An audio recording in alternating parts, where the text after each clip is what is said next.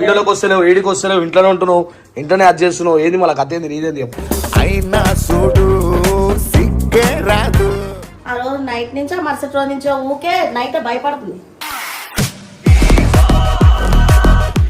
ఆ తెల్లారి నాకు మా ఆడపడుచు నాకు చెప్పిన విషయం అంటే నాకు చాలా భయం.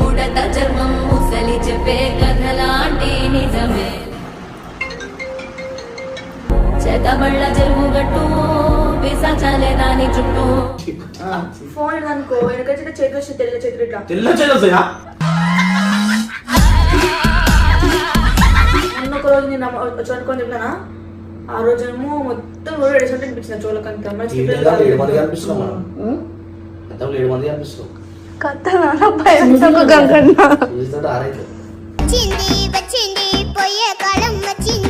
అసలు మాకు ఫోనే రాలేదు నిన్న. ఏ టైం అప్పుడు రాత్రి 1 గంట అన్నారు కదా చేసాను.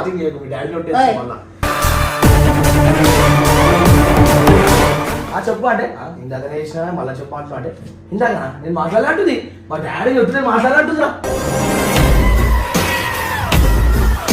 ఇప్పుడు ఈమెకి జరుగుతున్నది అయితే నేను కూడా లైవ్ లో అంటే మాకైతే ఏం కనిపించలేదు. ఆమె భయపడే విధానాన్ని మేము చూసాం కాబట్టి 3 రోజుల నుంచి ఈ బబ్బుగాడికి కూడా నిద్ర పడతలేదు.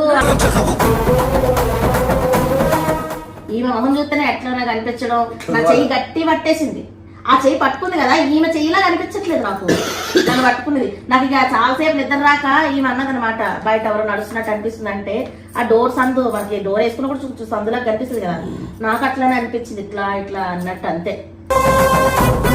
మల్లు కాలేజీలో ఒక ప్రోగ్రాం కోసం తెల్లటి చీర కట్టుకుని వెళ్లినప్పటి నుండి ఎవరో తన వెంటే ఉన్నట్లు, తెల్లటి చేతులు కనిపిస్తున్నట్లు, అద్దంలో తన ముఖం వేరేలా కనిపిస్తున్నట్లు భయపడడం మొదలుపెట్టింది భయ్య. ఆమె భయపడే తీరు చూసి బబ్బు కూడా నిద్ర లేకుండా గడుపుతున్నాడు. అలాగే తన తల్లి పక్కన పడుకున్నప్పుడు కూడా ఎవరో బయట నడుస్తున్నట్టు అనిపిస్తుందని మల్లు చెప్పడంతో ఇంట్లో అందరూ ఆందోళన చెందుతున్నారు. ఈ సమస్య పరిష్కారం కోసం వారు ఒక మంత్రగాడిని పిలిపించగా ఆయన ఆమెకు గాలి సోకిందని చెప్పి రక్షణ కోసం కాళ్లకు నల్లటి దారాలు కట్టి మంత్రించిన నీళ్లిచ్చాడు. ప్రస్తుతం ఆ నీళ్లు వాడుతుండటంతో ఆమె పరిస్థితి కొంచెం మెరుగుపడిందని, అయితే ఇదంతా కేవలం ఆమె ఊహ వల్ల లేదా భయం వల్ల జరుగుతుండవచ్చు అని కూడా ఇంట్లో వారు అనుమానించడం జరుగుతోంది. ఈ విషయం అంతా గంగుకు చెప్పేసరికి గంగు కూడా కాస్త భయపడినట్టు కనిపించాడు. పూర్తి వీడియో బబ్బు ఫ్యామిలీ ఛానల్లో ఉంది, చూడండి.